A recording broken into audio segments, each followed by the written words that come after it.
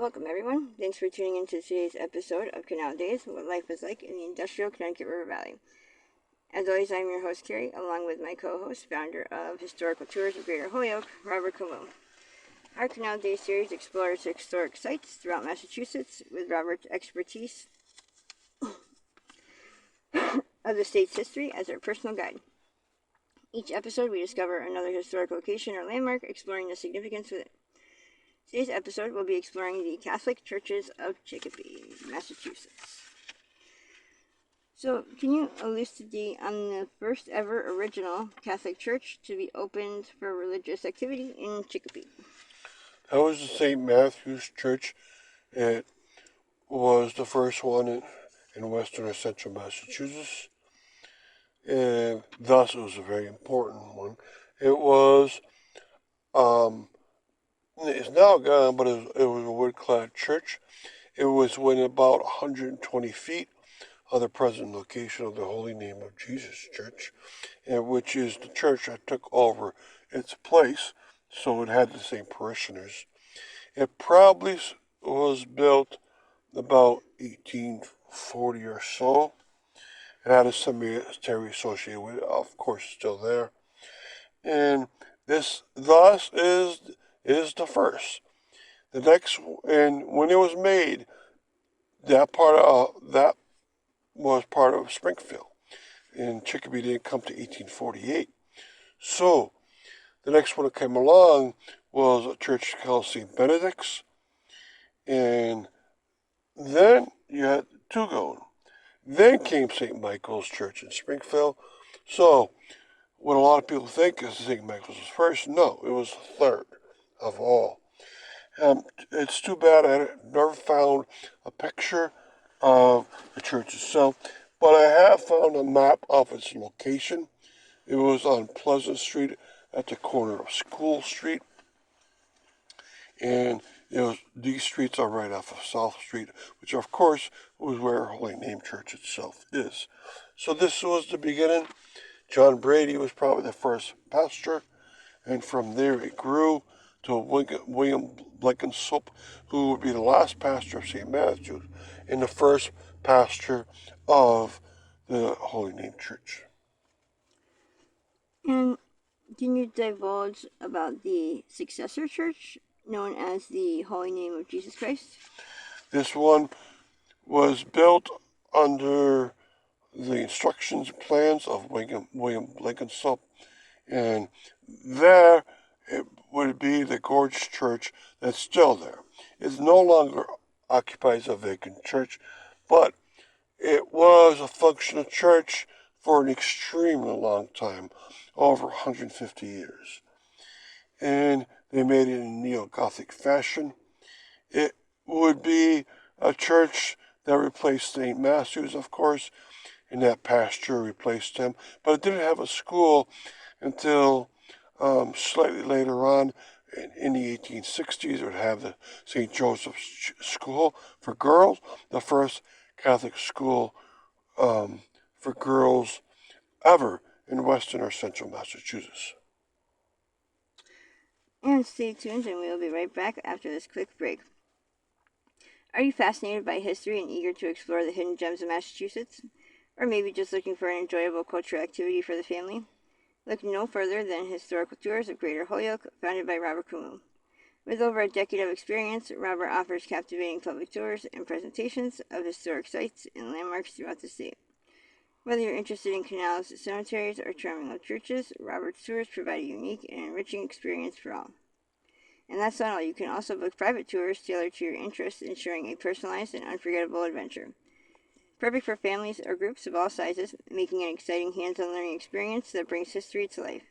Simply visit holyokecanaltour.org or email bobcat4214, capital B, at yahoo.com to schedule your private tour today. But wait, there's more. Don't miss out on Robert's podcast and video series, Canal Days, where you can dive even deeper into the rich history of the Connecticut River Valley. Plus, for those who may not be local or would rather enjoy on the go or from the comfort of their home, Canal Days brings the history right to your screen. So why wait? Discover the past with Historical Tours of Greater Holyoke and make memories that will last a lifetime. And remember to log on to holyokecanaltour.org for more information today.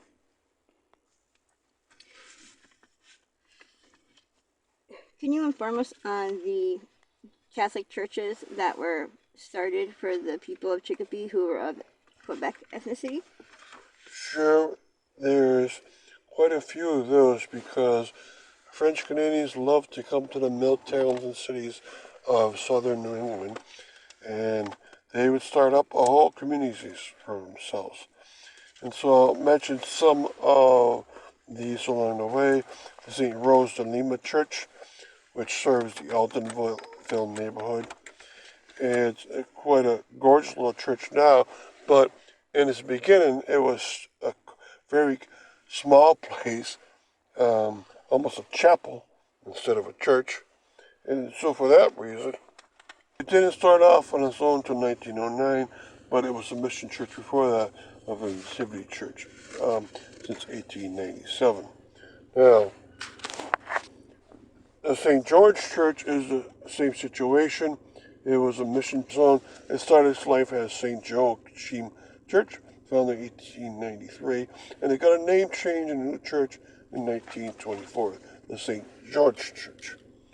All right, and then there's a Nativity Church. The Nativity Church was made in 1894, and it didn't go off on its own to 1897, and had the Reverend Hormistus Hamelin as its first pastor. And then it got a church for itself, made in 1909, and a rectory made in 1910. So it got going fairly well. Now, the granddaddy of them all, for those French speakers, is the Assumption Church. In that Assumption Church, you might think that the one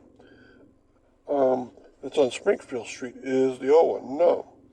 The old one was on a street that was called Academy Street, or Fairview Street, and the church is no longer there because it burned down.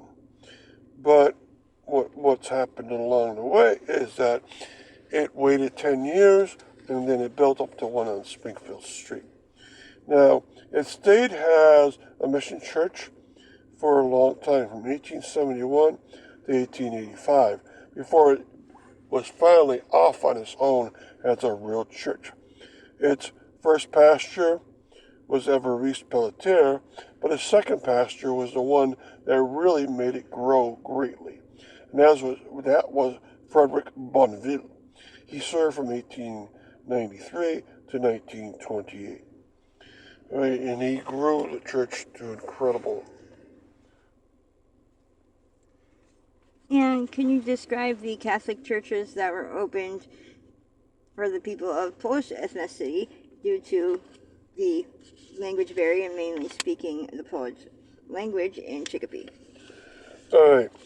Now, there were two of them that stayed with the Roman Catholic Church, but there was also the Polish National Church that broke away as the Holy Mother of the Rosary Church, but we'll consider that on another day. Now, the second one to come along of the two Roman Catholic ones was the Church St. Anthony of Padua. And I'm mentioning that this year because its 100th anniversary will be this year, in the year 2025. It'll be on August 9th of this year. It'll be 100 years old. Can you believe that? And it has its original church building. It looks like a school. The church structure you see there now came much later in time. Now, as far as the Polish are concerned, the really old, venerable church for the Polish people in Chicopee is the St. Stanislaus Church, now called the Basilica of St. Stanislaus, Bishop and Martyr. It started in 1890, right? It got its school in 1897. Now, the one you see there now is not from 1890. That one is from 1909. The original church is where the school is nowadays. It was there, but it was meant to be temporary. In 19 years after it opened, it got its own gorgeous church put in place. And you can, of course, see it on Front Street in Chicopee. Now, it's a big campus with a convent, a couple of rectories, beautiful statues out front, but the full glory of the whole campus is, of course, that gorgeous church itself with a couple of beautiful columns. It was made of basilica, which is very important. Now, its most important pastor was a man named Lawrence Simon.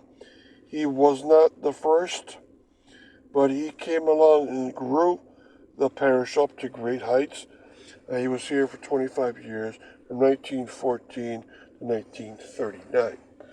So that's some sense of how these parishes fit together. There are others. There's St. Anne's, which was French Canadians.